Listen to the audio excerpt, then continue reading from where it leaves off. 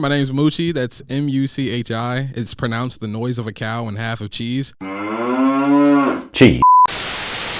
Okay, yeah, you young as hell. Yeah. Young as shit, boy. I fuck with it too. That's what I say. I'm trying to get a reference point for like his hip hop like reference point. Yeah, So, it's very early, like very reference early. points. Yeah. Yeah. So did you kind of miss the blog era? A little bit. I definitely got to indulge in some of it, like the like I definitely indulged in like the MTVs and shit like that. But I definitely didn't get to see it like in its full form. My era of blogs was like the Geniuses and like the Lyrical Lemonade kind of blogs. Okay, so you were SoundCloud era more. Yeah. Okay. Dang. Yeah. We're old, bro. I'm especially old. right. Hey, no, you're old too. Wait, how old are you? I'm 28. Damn. No, I'm just like, For sure. Thanks. Hey, so dang, I just feel like I asked because I feel like you would have loved the blog era. It was like Mac in his prime, Chance, and like was like late blog era. Even the late like Lupe stuff, like dang, I feel like you just would have loved that shit. Your style, I feel like you would definitely like looking back, like because I will look back sometimes and I'll be like, man, this is like a definite like this is really a time frame, and this is like a really good time, and it was just like sometimes I'd be thinking that same thing. Like I wonder what it would have been like if I would have indulged in this kind of music and like this kind of era of music. But at the same time, I also really appreciate being in this time frame. Yeah, for sure. It's like it's a really good, even though it's like a lot of stuff that's not like good about this time frame. It's a lot that's beautiful about it. Like a nigga like me might have not even been able to do what I do now in the old times because like it wasn't a lot of shit to do what I do, and it was like I have the.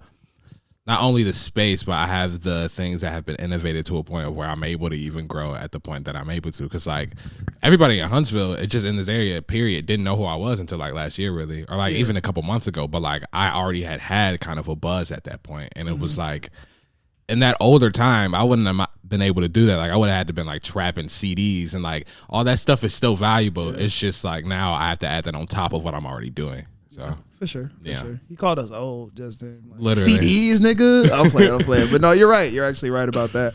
And we just gonna get straight to potting. We gonna do the intro and all that. But Heard. I also brought it up because I feel like blog era, maybe not necessarily the sound, but kind of like the backpackers are kind of getting some mainstream buzz right now. Just in a sense of like we're kind of getting away from the trap beats. I feel like this is a time period, maybe where we're ushering a point where maybe some more conscious raps could like hit the mainstream. You know what I'm saying? And I'm hoping that's what happens. But that was a kind of an era where that did happen, and that's why when I hear you, I'm like, dang man, if we get a couple of like you guys out there like with some hits, you know what I'm saying, really crossing over, that'd be dope. Heard. Yeah. Do you consider me a backpack rapper? I definitely not a back. I don't know what you are yet. I'm gonna just say that. But I definitely feel like you have a message, and I feel like I hope rappers like you can be big, like substance. I hope rappers like you can be as big as possible. Heard. Because I think we need y'all on both sides of the fence. We have the guys who stay underground and that's their lane, or stay indie. And if you want to stay indie, that's fine. I'm not putting anything on you. But I hope you or guys like you can also be in the forefront, because it's always like when I was born in 96. So seeing early Kanye go big was great because he was talking about something, he had a message. Like College Dropout was a wonderful message, and that being a #1 album, that being on the Billboard, that being what's like played at like, you know what I'm saying? Yeah. It's great for kids to hear that type of rap. Yeah. And not always the other types of raps as well. You see what I'm saying? No, 100%. So, yeah. And that's all I'm really getting at. I'm being an old head. Heard. Like, dang, I want to see No, but that's real though. And like I think a lot of people don't realize how important those kind of people in music are, because like everybody's great for like their own thing. Like we love Playboi Carti because he gets his hype everywhere, and it's like it all has its place, but it's really important to have the people that are actually like teaching something, or like even if it's not teaching something, allowing a kind of place of not only vulnerability but a place of learning and a place of being able to improve yourself from what you hear, because it's a lot of stuff that we do hear that we don't know it, but it's like really changing how we think, and it's changing our perspectives just on life in general. So it's like really important to have some kind of, even if it ain't like full substance, something that allows people to think, something that provokes the people and gets them going. And it's like, without that, it's a lot of it's a lot of bad people and like bad Yeah. things that could be created. So I think it's just as important as like anything else. For sure. And now that you ask me, do I think you're a backpack rapper? No. I think, and you don't watch anime, so this might not hit. You're almost like a shonen rapper. Yeah, it doesn't. Yeah, it doesn't. Only that, like your 15 Minutes of Fame song is a perfect example. It's almost like a coming of age rap. A young like 16-year-old, 15-year-old me hears that song and we're like, damn, he sound like me right now. Like, Right. yeah, bro, my time coming. Like, I'm about to get mine. You know what I'm saying? So I love that type of raps. You know what I'm saying? Especially for like a young black kid, especially. You know what I'm saying? So that's hard. Heard. For sure. All right. It's time. Oh shit. We'll do it. Oh shit. Yo, what's up, everybody? It's the All In Audio Experience, man, and I'm here with my guy, Moochie. Hello. What's Yes, poppin'? sir. Hey, We're here. this man has so many talents. First of all, he nice on the mic. Right. Be rapping his ass off. What else? He can sing a little bit, too. What else? Yeah. What He else? also producer extraordinaire on What his cold else? shit. I do What it else? all, bro. Also, that boy can color grade and edit with the best You know of what I'm them. saying? Come Tight on. shit. Come on. Tight shit, Jack of all trades yo. over Whole here. lot of that, bro. Thank you for coming. Thank you for gracing us with your presence, bro. You're next up. I just need you to know that. And he's got a message. Just telling him that. He's got something to say. And he's just coming with some fire, too, bro. We ain't got to make it deep. Like, his music's just hard. Real. I appreciate that also. As much as you like, I don't know. It's always dope to hear like people like really fuck with it, especially in person. It's like one thing to be told it on the internet, but like a nigga see you in person and be like, "Nigga, no, you're that. Nah, dog." you tough. Like, You tough. yeah, You tough. And fire. it's that simple. Cause we can get all into all the deep stuff and we will, but sometimes some shit's like, nah, he got it. Like he got whatever it is, he got it. So Right. you for sure like just keep on growing, keep on enjoying it, and you're gonna be fine. Heard. You're gonna be straight. Heard. Be straight. All right, bro. Let's get to it, bro. Where are you from? I'm from Akron, Ohio. I was born in Akron, Ohio, but I moved All right, here when I was in LeBron like. James. Yeah, I knew that shit was coming. That's like the first thing everyone says, bro. James. But I was born in Akron, Ohio. Okay. And I moved here when I was like, I think I was in like 4th grade. Okay. And then I've just lived here the rest of my life. So I say I'm from here, but Okay, I'm for sure. originally from Akron, Ohio. We claiming you. This is. Oh yeah, I'm a Q6. Huntsville nigga at this point. Yeah. I am a we got- haystacking nigga at this for point. Sure, for sure. What really got you into music was like. My dad is the main reason I even got into music. My dad, he makes music as well, but I remember making music with like the homies and shit, just like as a joke, because it was just one of those things that like I really grew up in like the SoundCloud era and everything. So it was like everybody was making songs at that point, and I was a part of it. And my dad had heard that one day, and he was like, "Dog, this would be great if you like took it serious. You should try it." And he ended up taking me to like a studio. Okay. In reality, it was just his homie's house, and he had like a microphone in his kitchen. Oh, your and dad all sounds the cool right as shit. fuck. No, my dad's fire, and my dad is like, a lot of people aren't blessed with anyone to support them, especially not their parents. And my dad is like the biggest person to support me. Like if it's not me supporting myself, it's my dad next. Is he hip hop or like what type of music did he make? He's definitely like hip hop okay, oriented. okay. He's like a rapper at heart. Okay, for sure. For sure. That's tough. Yeah, my dad ended up introducing me to it, and ever since I recorded that first time, I just been like stuck with it since, and it's just been one of those things. It's like I can't drop it anymore. Like I've indulged in it so much that like I can't put it down, and I don't think I ever will. For sure. Don't put it down, bro. I think you officially locked in. Yeah, and I'm stuck here forever. Okay, so you were influenced by the SoundCloud era. We've kind of come out of that. What was the artist that like you were that really inspired you? Uzi was like somebody big that I used to listen to for a while. It was like I really was like at first I very much followed what was like happening at that time. Like I was very much like when Uzi was big, I was listening to Uzi. When Pump was big, that was the one person I didn't get into. But like yeah, I was like it was like 3 songs I fucked with by him. But other than that, I was like I can't get into Were you an this. X at all? I was heavy and like Ski was like my big one, like my big one. It was that was the person I really indulged into. I was definitely like when I first started making music, I was like an X and Ski clone, like at heart. For real? At heart, nigga. X made so many different genres of music. I could definitely hear that. Because when you told me you're a SoundCloud like influence like kid, I really haven't heard it in your music so far. I haven't heard all your songs, obviously, but like I definitely wouldn't have guessed it. I think it's also because like I've had so much growth since that time, and I've also had like I've had eras of kind of my career and just kind of how my music sounded. So like at one point I was very much like a X-ski rapping just as fast as I could, quote unquote, and like really just like talking about nothing but like having a good time, kind of like how they were. And then from that, I kind of slowly started, not even just from like the music I was listening to, but like more, I just started to kind of experiment with what I was doing. And I think it led me to a point of kind of getting to where I am now. But also was just me experimenting. I found out new sounds and like new music. Like I really wasn't,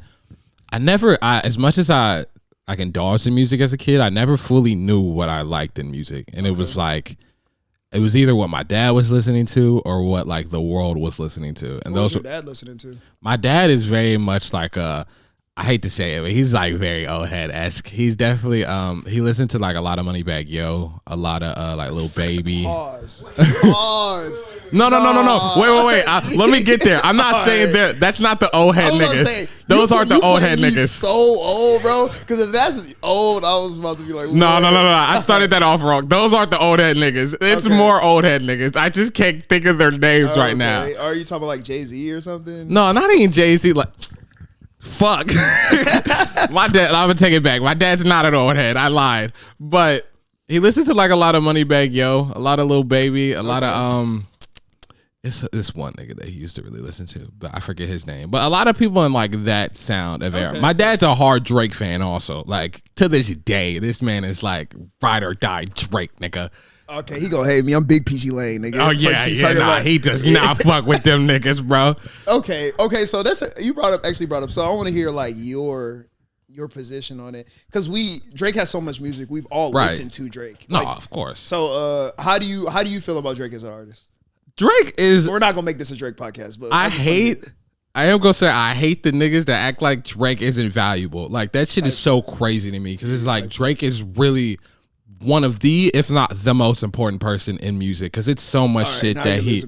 No, just because like if it wasn't for Drake, we wouldn't have like niggas wouldn't have been as good as they was now, because it was like Lil Wayne in his era, like. He fed off of Drake in the sense of like, nigga, if I got Drake on the hook, I'm straight. And it's like, I hate you niggas so much. Like as much as I'm not like I'm more of a Kendrick fan than a Drake fan, but I also know how important Drake is just to the game in general. And even I am exaggerating a lot of this shit, but like he is super important, and it's a lot of niggas that like don't give him his credit. Like even Kendrick don't give him his credit to the fullest extent, because there's a lot of shit that like Drake did for Kendrick. Yeah, literally. You're a Cole fan, so don't let him cut in. Do not let him cut in. Even Cole, like everybody has had moments where Drake has helped him out, and I think to say he hasn't and to act like he isn't as valuable is fucking crazy. I gotta let the guests talk. Are you good? Yeah, go ahead, bro. Get your shit off. I just gotta say we all have given, not we all, I've just put myself in, but a lot of artists have given stuff to Drake too, though. No, 100%. Like, he is a thief, and like. Yeah, no, a lot of niggas have given Drake shit. Niggas be powered up his pen a lot. You know what I'm saying? That's all I'm saying. Definitely 100%. But I also think, I don't know how to say it without sounding like a Drake writer, because I'm not. It's just like, I just understand how important to the culture he is, just as much as like anybody else. I feel it. And I also am saying that from a perspective of, I know how like not valuable he is to the culture as well. Because it's like, there's moments where he's really like, taking from it as much as he's giving to it. Okay, we're on the same side of it, because I'm definitely got to give him his props. He's one of the greatest rappers we've ever had. I got to give him his props for that. Even with like having a bunch of writers and shit for some moments, like it's a lot of moments where like I could write something and give it to you, and you can never perform it as good as I could, just because it's like it's me. And even if like you gave me something to perform, I could either perform it better than you, and it's like I add a different kind of energy to it, and it's like you can't ever get that kind of energy. So it's like a 40 can never do what Drake did, because 40 will never be Drake in that kind of delivery sense and in that kind of aspect of actually putting it forth. And I think that's a talent in itself. So it's like, I hate when people try to take that away from him, because it's like the ability to even make that sound as good as it does when it comes out of Drake's mouth is like, that's a skill in itself. True. If that makes sense. True. Yeah. Yes. Also, so you touched on something else. We're going to get off Drake for a second. You touched on Kendrick. He be coming at Drake a lot. And in my mind, competition popped into my head.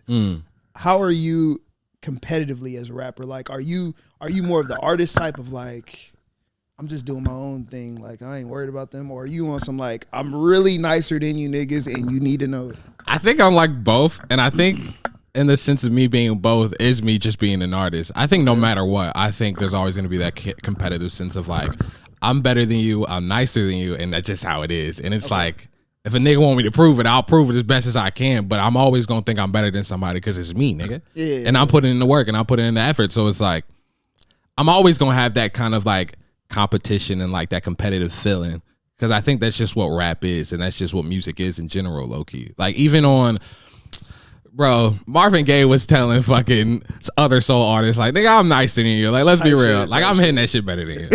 And it's like, I think that's just a part of it in general. And I think that's what makes us all as good as we are. I think that feeling of knowing it's not competition in the sense of like it's malice. It's competition of in the sense of like, we're all in the same field and we all can improve. And there's a lot of things that we all can do better than each other. But the fact that we're able to toss it back and forth is what makes us better. Yeah. So there's a place for both. No, yeah, it's definitely having that balance for sure. Because I know competition breeds excellence to a certain extent. That ego in you that makes you be like, no, I'm gonna spend an extra hour because I know if that might get me ahead, and like that might be the difference between you getting this deal or you getting this opportunity to perform here or something like that. It can be that type of thing too. So no, that's pretty dope. That's pretty dope. Andreas, feel free to cut in. I know you got some questions over there, my boy. He's looking through them right now. Yeah. I think I just started writing too many questions. All right. Do you want a mic? I'll get it set up. All right. Bet. All right. So you're rapping with the homies. You're vibing. You're making fun music. Rapping fast, having fun. When did you decide like, nah, I gotta lock in. Like, this is gonna be my career, and if I don't take it seriously, I'm never gonna be able to eat off of this.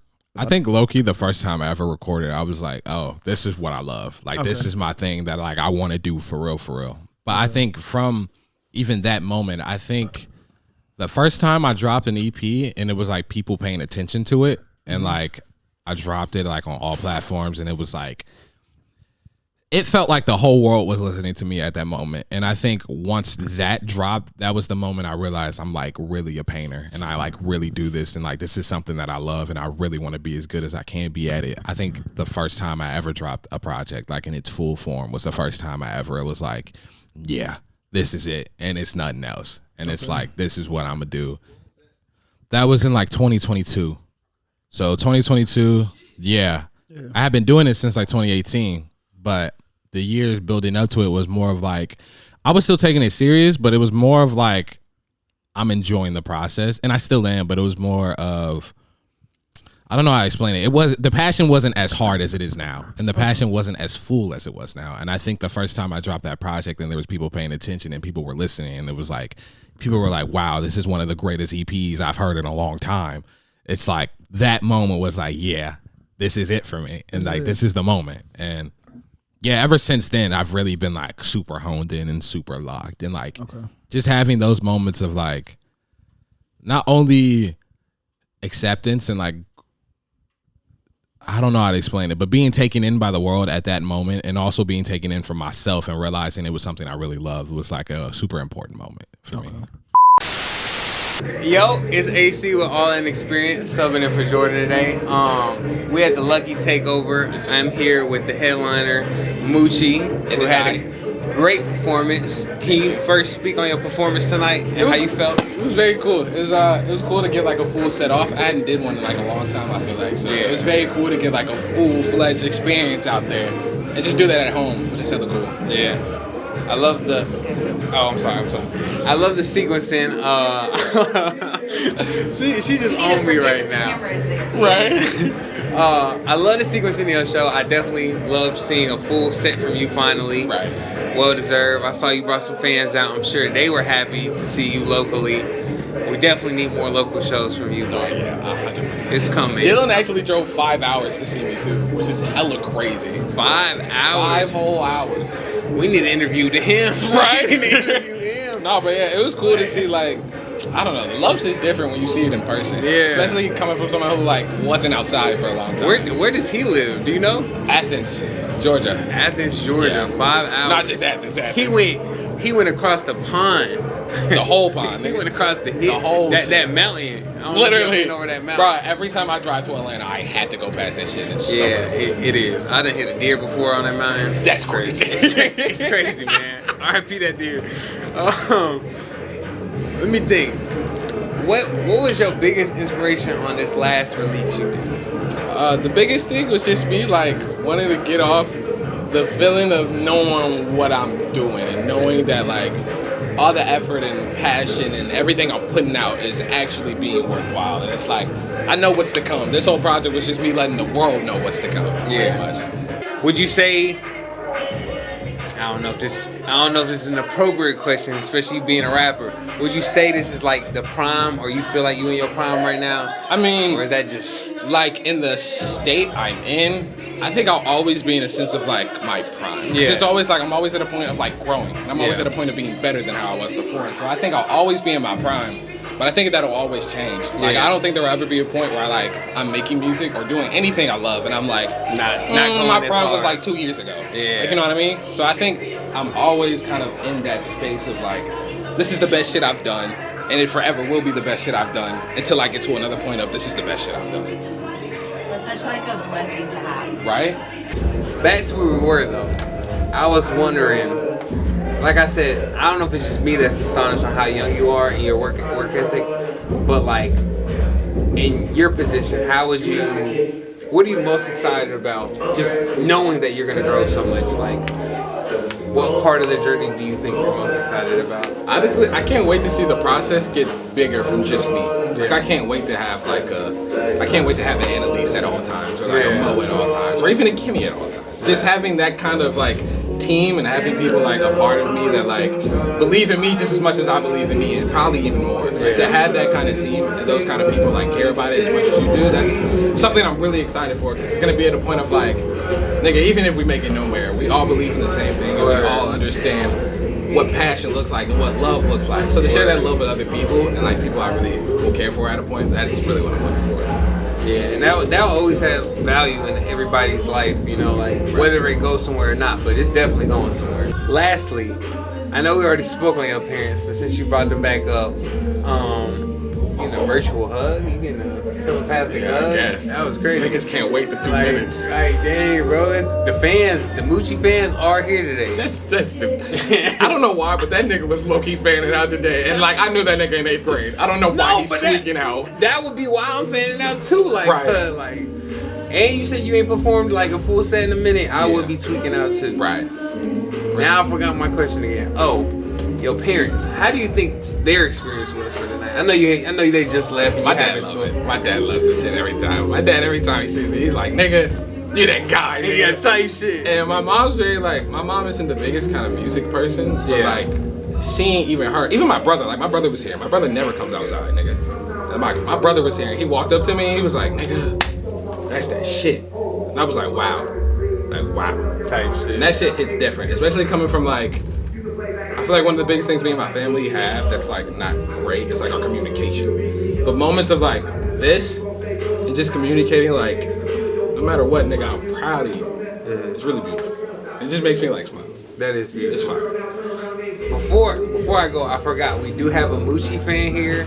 I do have to ask. Get in here, Yo, nigga. 5 Get in hours. here. I really should let y'all get in here, but Right. What's going yeah, on? Moochie, you get Right. in here. You get in here. Okay. Right. I'm sorry. 5 Moochie lyrics. No, I'm playing. I'm playing. No, The way number he was one, finna though. rap. He was finna get in there, though. He was finna get in there, though. Shit. What's your favorite Moochie bar? Nah, for real. If you can recite it.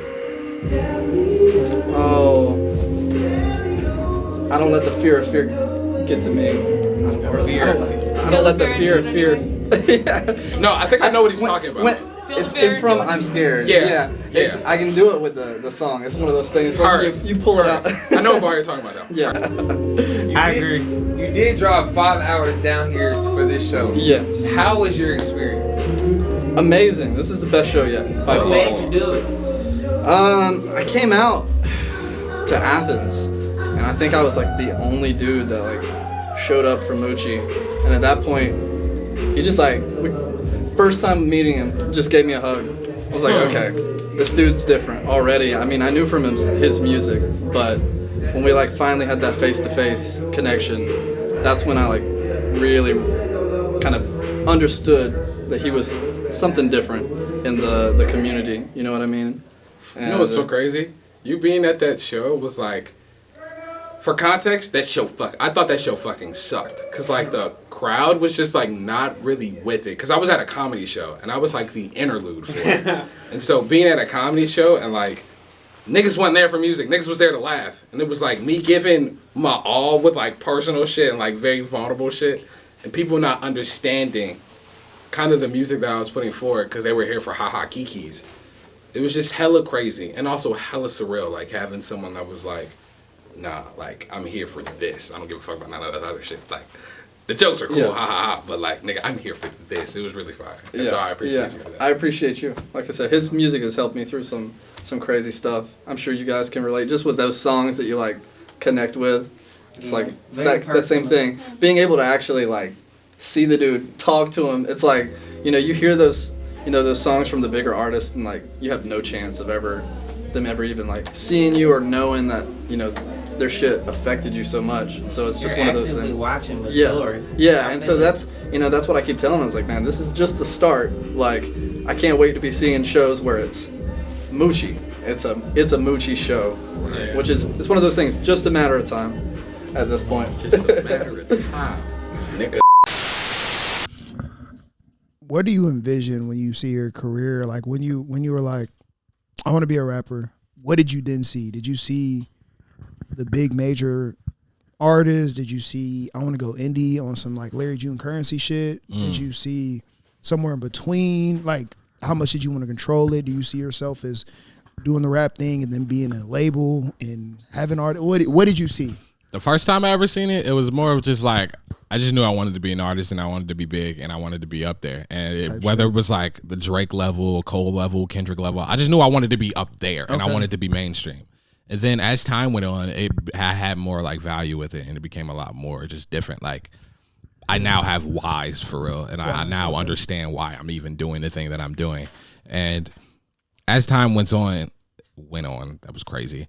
But I think I just had more value in it and I just really understood why I was doing it a lot more. And like all that other stuff kind of just became like whatever I do is what I do. Like right now I'm in a sense of like, I really want to stay independent and I really want to just do as much as I can independently. And I think it's from seeing how well people that are independent just in our space are doing really well. Like somebody like a Larry June or like a La Russell and those kind of people really are pushing me to be like, I can do whatever I want, however I want it, as long as I put the effort for it and the work for it. And I'm just really in like a space of like, I know I can do it all. And not even just as in like myself, I can do it all. But like, as long as I have the right people around me, the right team, the right everything, I can do it all. And I don't need to be at that big level and that big mainstream point. As long as I'm still putting my best foot, like always, even if it's independently, I can get to where I want to get. And also, I still always want to do like the big shit. Like I want to win a Grammy. I want to score a AAA film at one point. I want to do a bunch of big shit. But it's just like, I've realized all that stuff doesn't matter as much. And I just want to be able to, one, feed myself, feed my family, take care of the people I love. And like overall, just do what I love. I love to create. And I think my biggest why is just like, I always want to be able to innovate something. I always want to be able to create something. And I think that being my biggest thing is something that's going to, it doesn't really matter to me how it happens as long as I get to always have that control. Can we go back for a second? Hurt. I know you mentioned Larry June and La Russell, but like, who was one of your first inspirations or like people that just came across your feed that like really instilled that mentality? 100% La Russell. 100% La Russell. The first time I ever seen him. Yeah, no. Russell effect is real. It is. It 100% is. Like it really is. Like the first time I seen him, I was just like, oh, this is cool. But like as I started like just hearing him more and more, not only did his music become more of something that I liked. Like at first I didn't really enjoy his stuff as much just because it wasn't familiar to me and it wasn't like a sound that I was familiar with. We had those conversations too. Yeah. We would just talk about how like, dang, we really love the Russell and what he's doing. man, I don't think we've listened to like a whole album yet. Yeah. And I was at that point too. Like I at first didn't understand it fully. And I think I've had like all the people I love the most, I didn't understand at first. Like Tizo Touchdown, I did not fuck with at all at first. Yeah. Tyler, I didn't fuck with at all at first. Yes. I didn't like Tyler until like I was not like on time when I fucked with Tyler. He's younger though. So yeah, he is younger. Let me ask you this: how'd you feel about Tyler and that? What's the name of that album? Goblin? What's the name? Or like the Bastard era of his shit. Yeah, I did not like him at all. But I get what you're saying now. Like the first thing I heard from Tyler was Yonkers, and I was like, "This shit, butt, nigga." Like this shit. Real? Yes. You know what's crazy? I was there when that came out. I like all that shit. I don't really listen to his new shit. Yeah, no, I was like, "This shit is butt." For real, and that's like, crazy.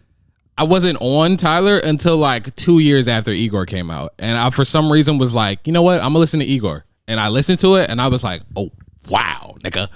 Wow, this is... You sounded like him there for a second.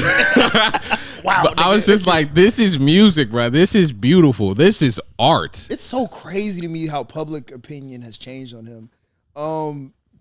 Niggas... It was like a love-hate thing with Tyler. Like, all the love, like, the main... Like, Tyler is so beloved right now. Yeah. I never would have guessed this. Yeah. I never would have guessed this. Niggas had a switch up, like, for real. And even I had that switch up. But I think it was more of just, like... My switch up came from me not understanding and me not wanting to have the space to understand it. And then when I allowed myself to have the room to actually understand something is when I actually started to like it. Like I even went back and listened to like Bastard and like Goblin in that era of time. And like it's still a lot of stuff from that time I don't like just because it doesn't resonate with me. But like there's a lot of music in that era that I actually really enjoy. Like Yonkers, I like Yonkers now. Okay. And it was just like She? Huh? She? Yeah, I love She. I love She. But like I just didn't understand it at first, and I didn't allow myself to be open to it. And hearing Igor opened my ears because it was like the first time I really heard something of that kind of sound.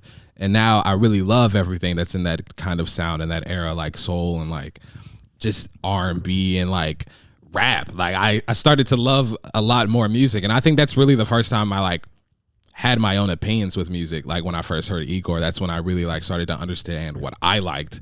And what I like just because I liked it and not because other people liked it. And like, because it was what I was around. Like that's, I was so late to a lot of music. But like me listening to Igor led me to listening to Care For Me by Saba, which is a fucking amazing album. I was 2 years late on that too.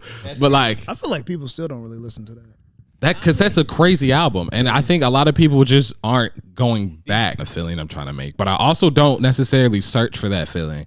Like, I don't always search for it like how I did for 15 Minutes of Fame. Sometimes it's just like it just happens and it comes. I think a lot of times I'm really just like, I'll sit here and I'll see what happens. And I think that's how like some of my best stuff has came out. Just for me, like wanting to make a beat or just like making the music and not kind of necessarily thinking like, oh, I know I want to do this and I want to do that. I think that's how some of the best stuff has came out of me. But I also think both have value. Like I think putting those kind of constraints is just as important as like not.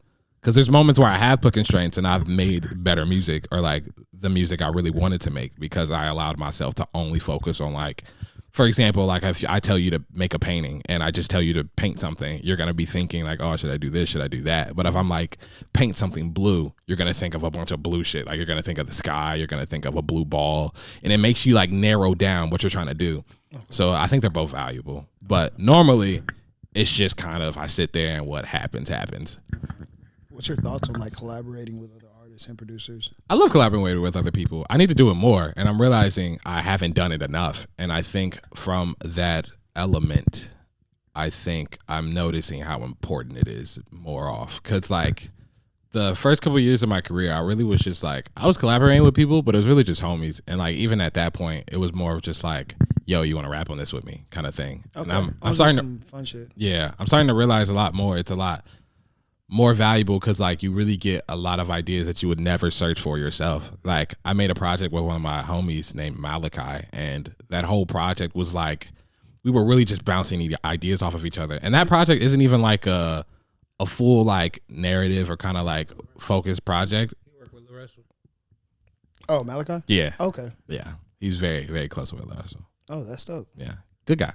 I love Malachi. He's fucking Well, What I a feel like fucking there's like guy. an inside joke in there. No, it's not. It's, Okay. it's just real. Like, it's real. He works with him very closely. He's like Okay. a part of like everything that Russ does. Like, he's a part of his team. No, not that part. It was the good guy. Like, Oh, no, like, it was nah, the he's inside, just- like that fucking guy. It did come off crazy because I smiled, but nah, he's just a dope guy. Oh, okay, I for love sure, for Malachi. sure, for He's sure. fucking great. He's only 18 too, so it's like Okay. somebody that I feel like I'm so close with in age. It's like it's pretty much like we went to the same high school, and it's like really my homie. Okay, and like okay, now, for sure. as we've hung out more and just like talked more, he's become like really my nigga. Like I fuck with that Okay, nigga for so sure, much. for sure. But what was I talking about? We were sarcastically calling Malachi a good guy. Oh yeah, I'm and playing.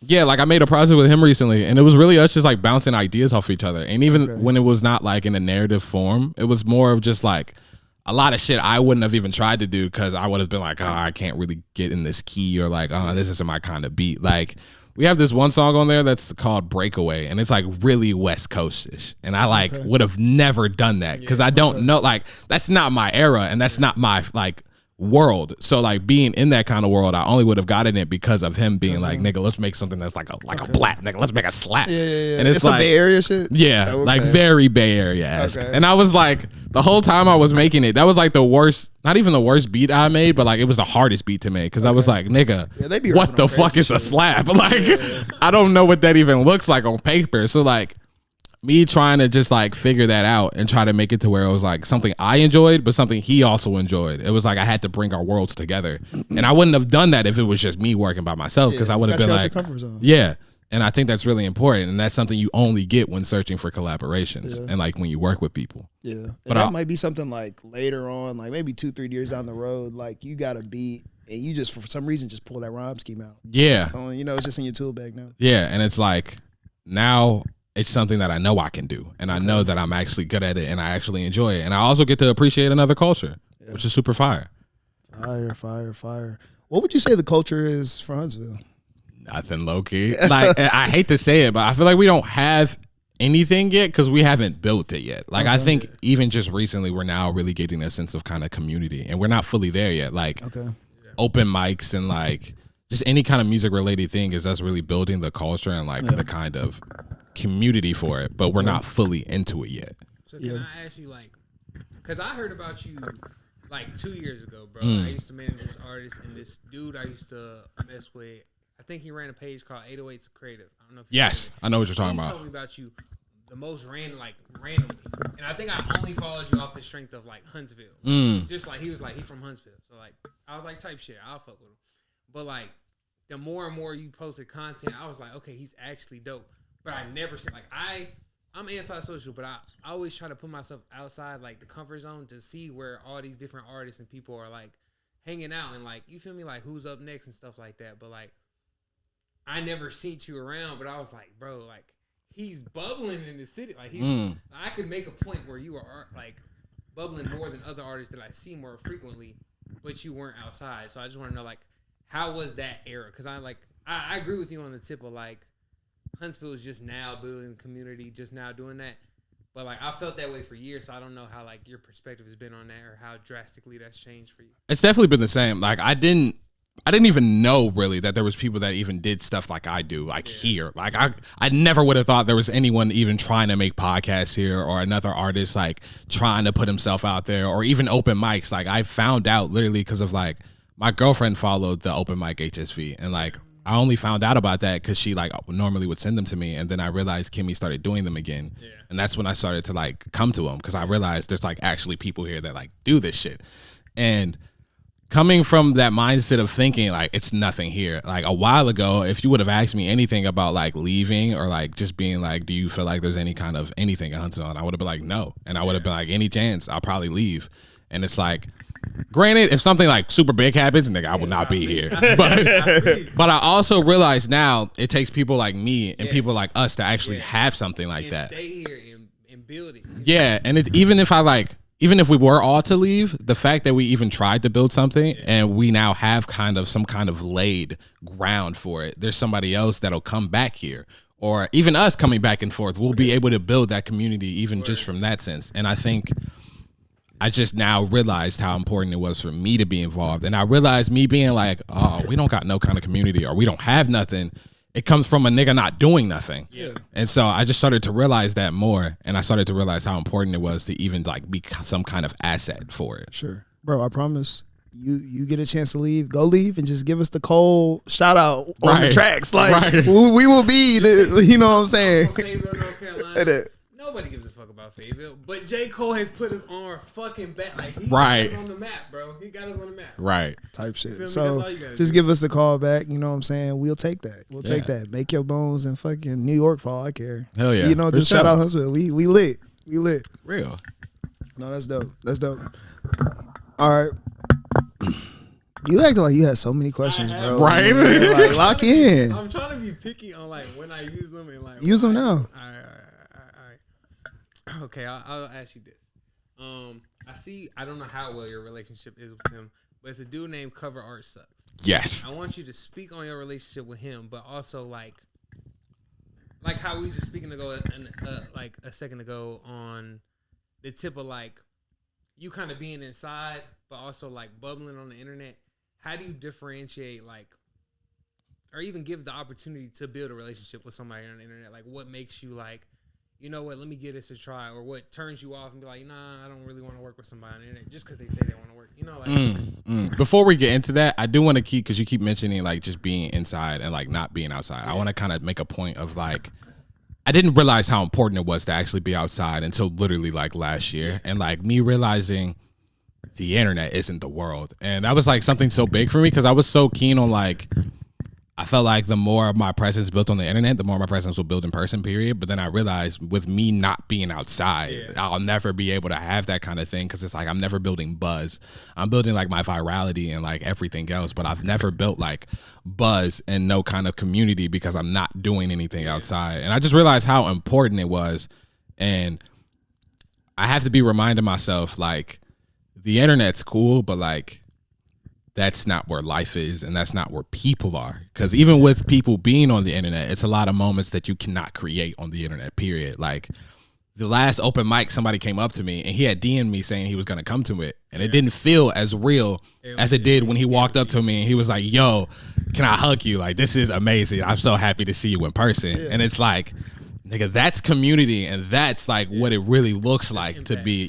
That's dedication, that's impact, that's passion, and that's love. I will have to pull you back a little bit because I feel like I just want you to give yourself a pat on the back because like I feel like if you were to do anything in isolation, what you did was perfect. Like, and not to say that you were just in isolation, but like I think you did the best of what you had around, and like a lot of people need to learn from that as well. But I'm also glad you're aware of like being outside and how impactful that is. Yeah, they're both definitely important, and I appreciate that. But they're both important. Like, if you can't be, because even the internet, like, that's still being outside. Because there's a lot of niggas that now know me in like LA or like New York or like Colorado that now know who I am, and it's like they wouldn't have known me if I wasn't allowing myself to be outside on the internet, which is like a weird kind of conundrum to build. But they're both just as important. Like, I need to be able to be outside in real life and like build these real life experiences and shaking people's hands.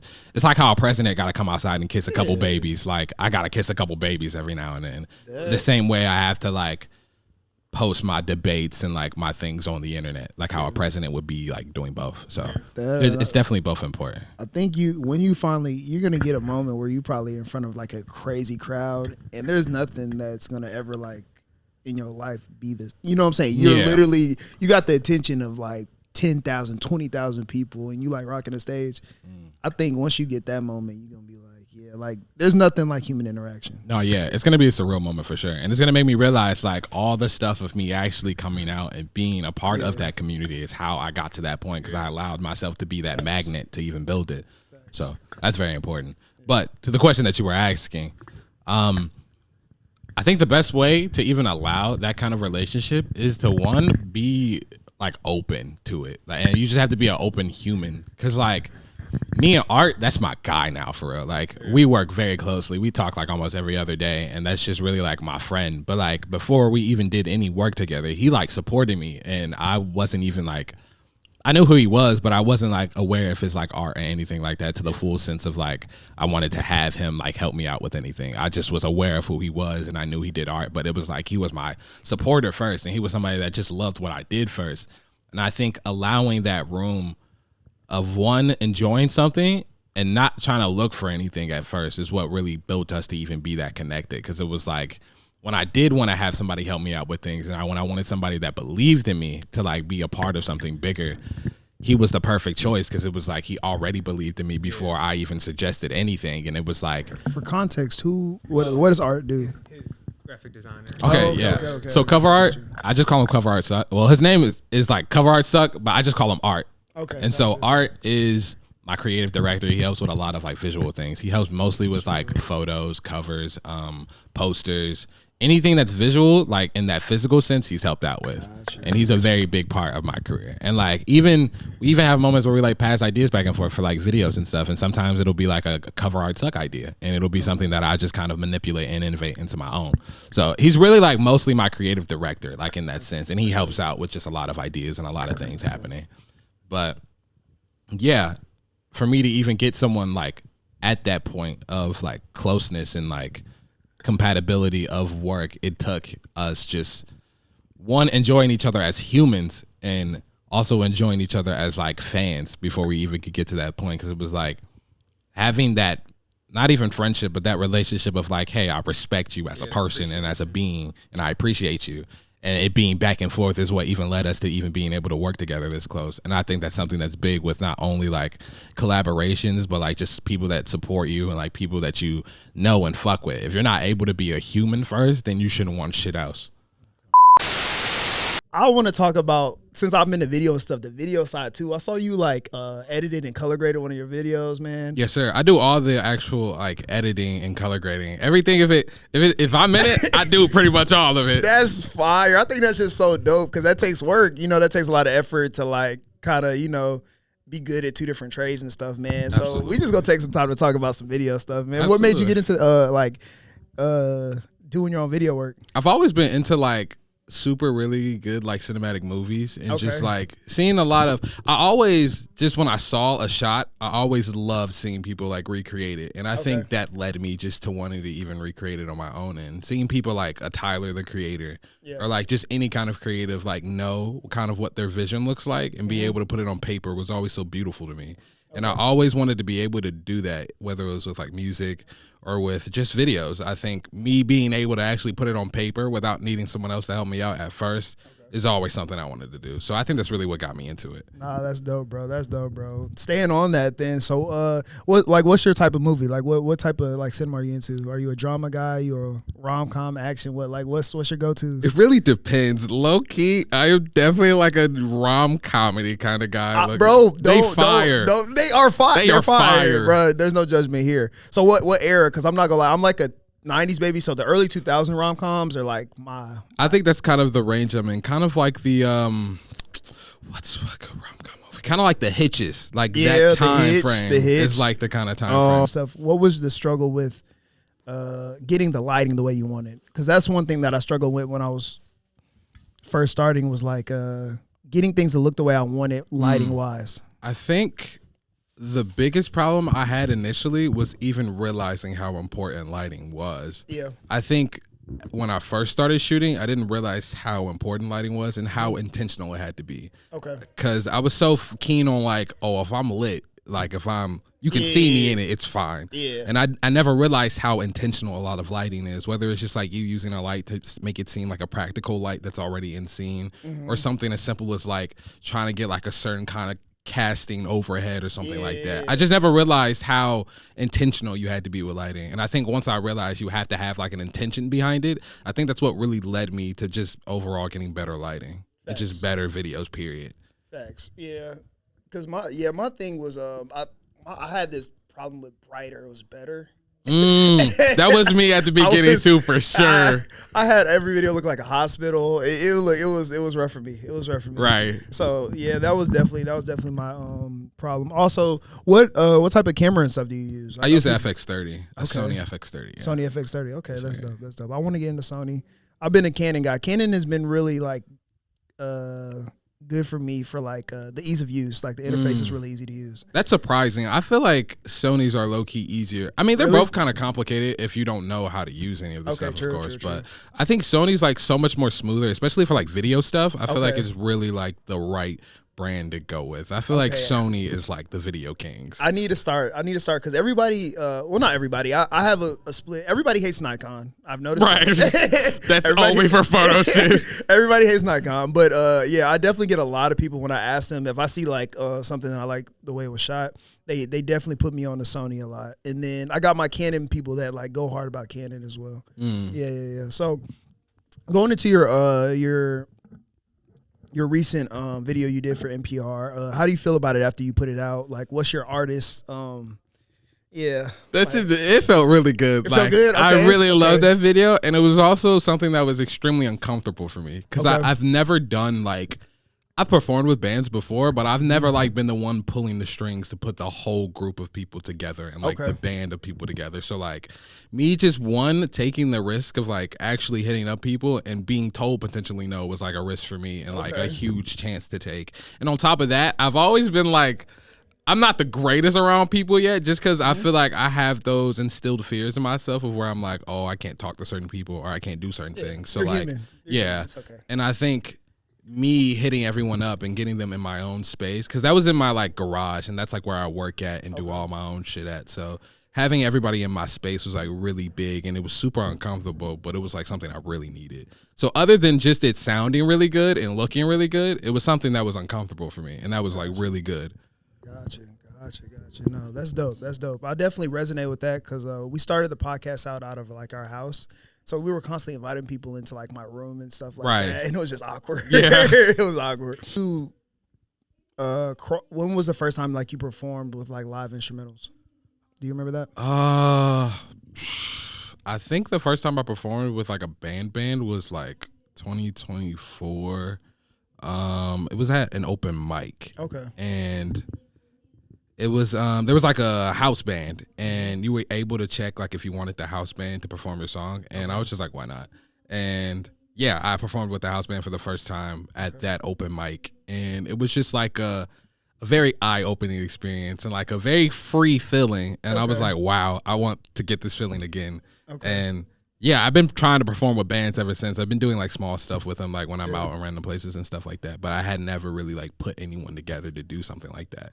And so that Tiny Desk video was like the first time I did it. And we're definitely gonna do that again, even if it's not for like any kind of videos, just for the You have a great rap voice. The last time I heard you perform, you didn't have any backtrack on, so you could really hear your voice, and you just have a dope voice. It's very unique. It's very unique.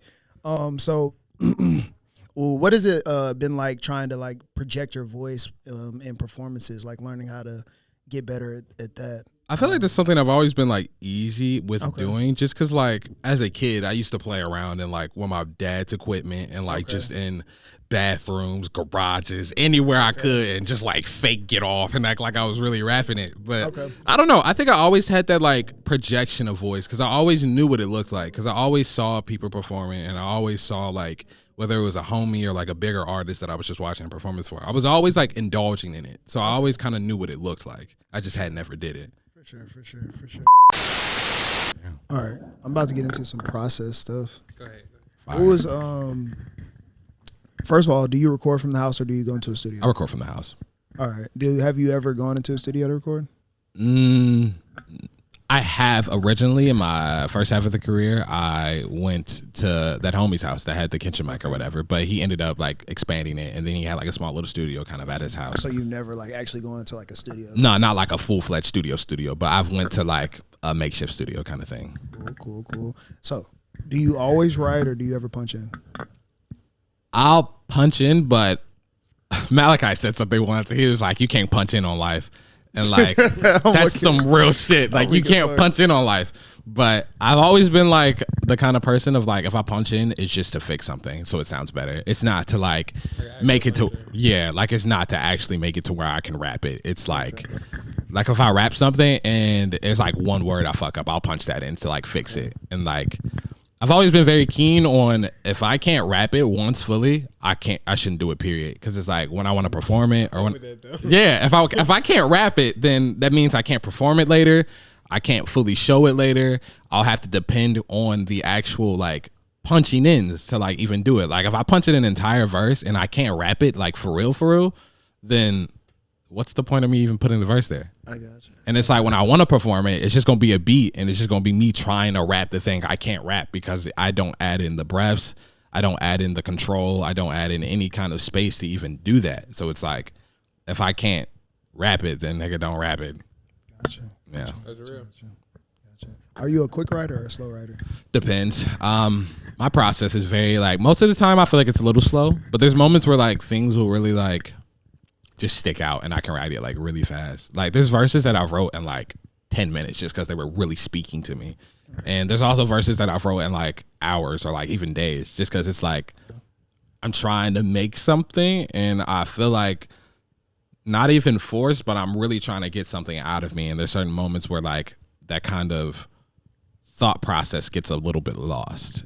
And I think sometimes I just be allowing myself the room to like let it be how it is for a bit and like come back to it and allow myself to kind of write slower. So it really just depends, but I'm definitely getting more in that kind of uncomfortable zone of like trying to write faster. Like I've always normally when I write, I try to set like a timer for like 16 minutes and just whatever happens, but then I'll be like, I didn't finish in 16 minutes, but I still want to finish this. Okay. So then it'll take like longer and I'll be there for like hours or who knows how long, but it really just depends. I'm trying to get more comfortable with like writing fast because I'm in more environments that like require that kind of speed and require that kind of skill. Like I took 2 trips to Cali to like work with Malachi, and from those moments I had a lot of interaction with like La Russell, and there was a moment where we made a song together and like Russ is really, he's in and out and he's like there and then he's really still in that moment, but like that moment only lasts for so long, and it's like I have to be able to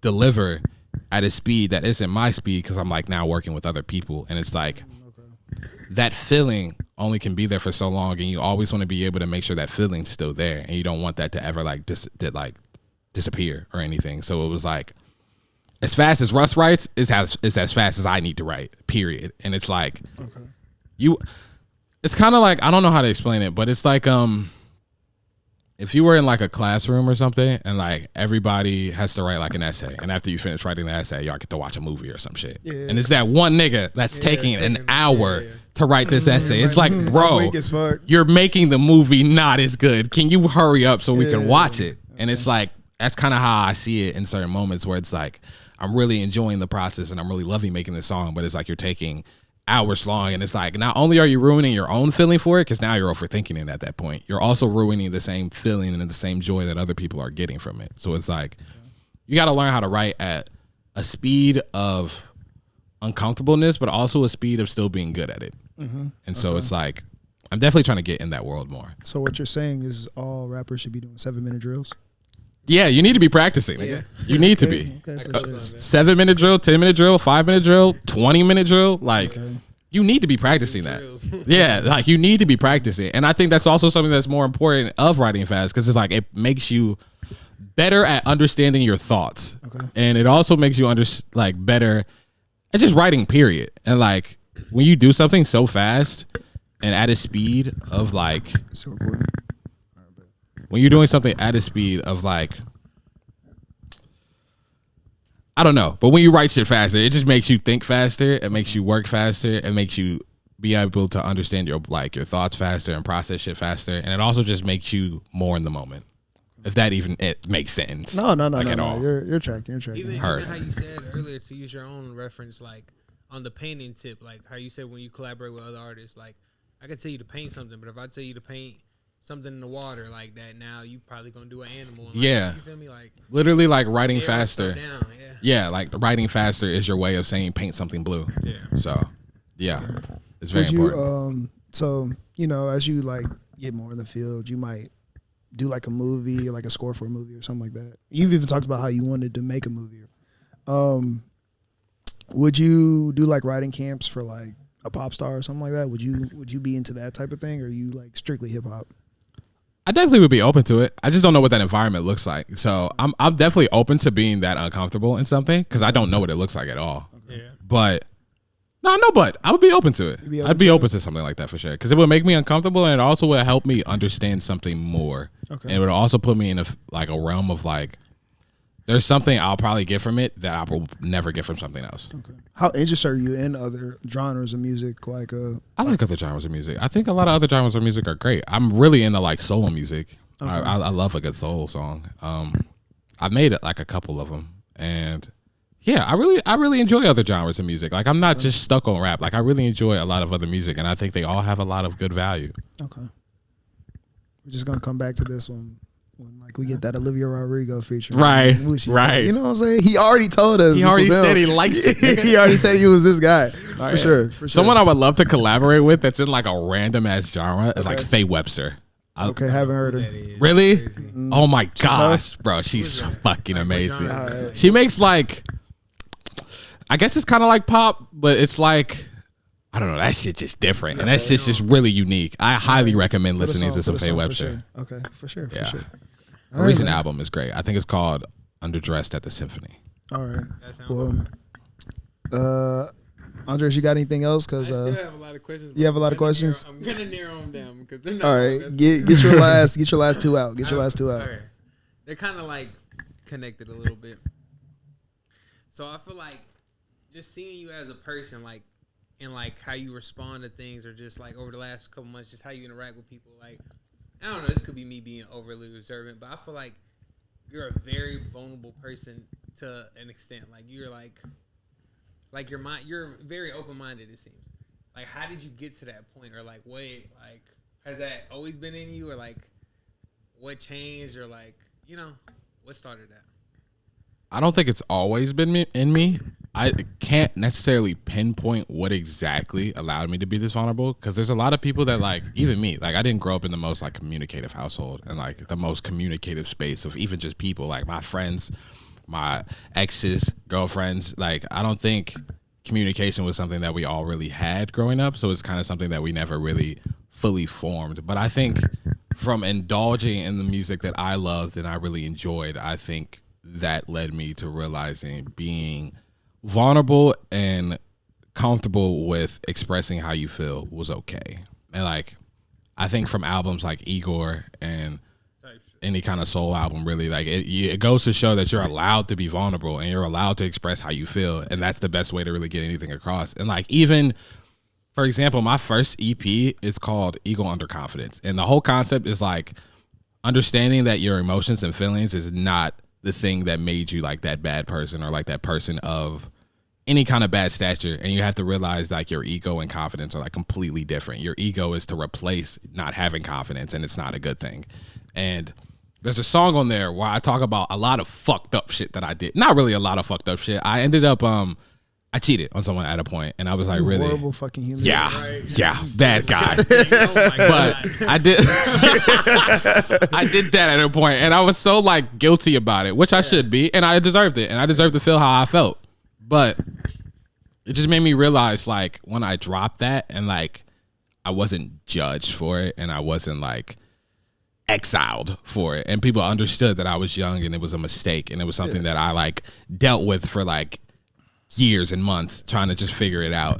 It made me realize being vulnerable is like the best thing you could be, and it also goes to show like how human you are. And I think from that, it made me just realize how important it was to always show up as your full self. And the more you show up as your full self, the less ammo other people have on you as well. True. And it's like, if I'm telling you like, hey, this is me, and if you don't like me, that's okay.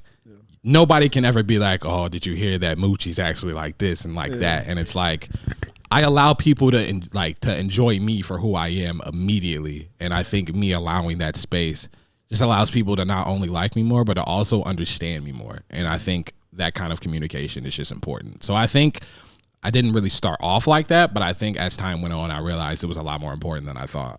Did you watch 8 Mile? I did. 8 Mile. It does. It does. It does. I was so ready to ask my question. You just threw me for a loop. Golly. I'm so weak, bro. Okay, Go ahead. last question. Damn, you threw me for a loop. I was just not expecting to hear from you. I just kept that. As he was saying it, that fucking scene just kept playing in my head. I know I'm white trash. All right, go ahead. Kind of on the vulnerability tip, like, or more so like, dang, how do I even formulate this question anymore? Oh my goodness. All right, while he does that, I just gotta say, man, I need you to cover like a Tyler song, bro, because I know you get this all the time. I fucking lie. I just need you to cover one song, bro. I hate this shit, bro. But the funny thing is like the first thing you do when like you get on mic for the first time, you hear yourself. It's like you hear your voice. Do you sound like him to you? No, I don't sound like anybody to me though. And I like.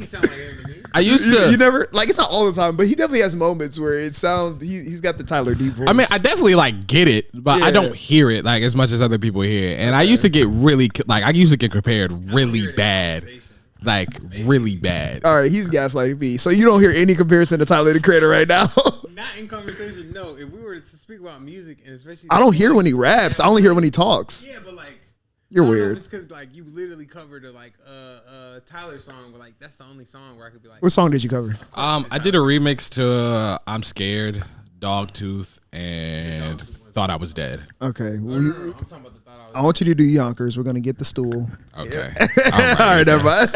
He said I'm not even saying that. I'm finna end this shit early, nigga. All right, but yeah, that I already know. I was like, yeah, I know he gets that a lot. Yeah. You figure out your question? Okay. How are you, or like more so, how open are you to like taking advice? I feel like from what I've seen from you, I feel like you take advice really well, but also like, I'm sure you don't take advice from everybody or just take every advice that somebody gives you, but like you got a good head on your shoulders, bro. Like you young. I feel like even when I was your age or younger, like, yeah, I had all these people around me telling me certain things, but it's like, one, who should I take advice from? And two, like, how do I apply it or when do I apply it and stuff like that? And I feel like, I mean, I'm sure you have a different perspective on your own life, but I feel like you're like the perfect, like, okay, I heard this person say it and I took the advice and then I invested my money and reinvested in myself and like stuff like that. Like, just speak on that, I guess. I was always, not always, definitely not always, but my dad has always been really keen on like letting me know like you are always the dumbest person in the room, and that's how it should always be. Like, no, he wasn't saying it like that, but he's saying I like, just didn't expect that to be what you said. right? But he is very keen on like, you are always the dumbest person in the room, and that's how it should be. If you're ever the smartest person in the room, you should not be in that room, because it's like there's nothing you can learn from being the genius in the room, and it's like you want to always be so open and malleable to like be able to take stuff in, because it's like it's a lot of stuff that I don't know. Truthfully, it's a lot of shit that I don't know, and even when I know everything, it's still a lot of shit I don't know, and there's a lot of perspectives that I'll never have because they're not my perspective. And just remembering that there's a bunch of perspectives in the world, and no matter what, it's always going to be something that you can learn from someone else, period. And I think me knowing that has allowed me to take advice from people that are, whether they're bigger than me, whether they're smaller than me, whether they don't know anything about music, whether they know everything about it. It's always some kind of value in everything. I think the biggest thing is just knowing what kind of thing you're looking for and what kind of shit that you want to indulge in, because it's like everybody gives advice, but not everybody knows how to give good advice. So it's like knowing how to take the right advice from the right people, which is what makes it so important. And it's like I wouldn't let somebody who is a butcher tell me that I shouldn't rap, because it's like, nigga, you cut meat for a living. And it's like, even if right, like you fucking pork chop cut nigga, and it's like you don't understand it fully as much as somebody else would. And it's like, even if you do have some kind of understanding of it, it's a different value that I get from it. Just how like, if an artist tells me to do something, it's going to be completely different than like if a supporter tells me to do something. Because it's different kind of perspectives, and they have different value. Like, a supporter's opinion is different from an artist's opinion, because the supporter gets it from the angle of like, I'm the one indulging in it. And an artist gets it from, and an artist gets it from the point of like, I've done it before and I do it and I know kind of, so it's like you have to understand what right advice is to you. And I think understanding that is also a part of being open to taking it, because it's like there's a lot of value that you'll miss out on because you're so busy thinking like, oh, I know what I need. And so being able to be open and being able to have that room of like, I'll take everything that you want to give me, but I'll be the one to like shift through it and see what I need and what's valuable to me. Just absorb it and we'll funnel it out later. Yeah, exactly.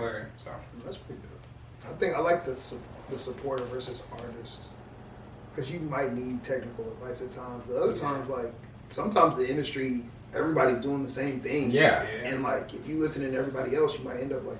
Exactly. We all consumers of different things. Like, I mean, we all consume food. I got preferences on my fast food, or you feel me? Like, but that don't discredit somebody else's. Or Yeah, no, it just stops. oh, I was about to say. Oh, that's perfect then. Yeah, we're about to get out of here. Cool. All right, Moochie, anything to say to the kids? Moochie, Do what you kids. love, and remember why you're doing it. That's it. All in audio. We out. Yeah. Love that.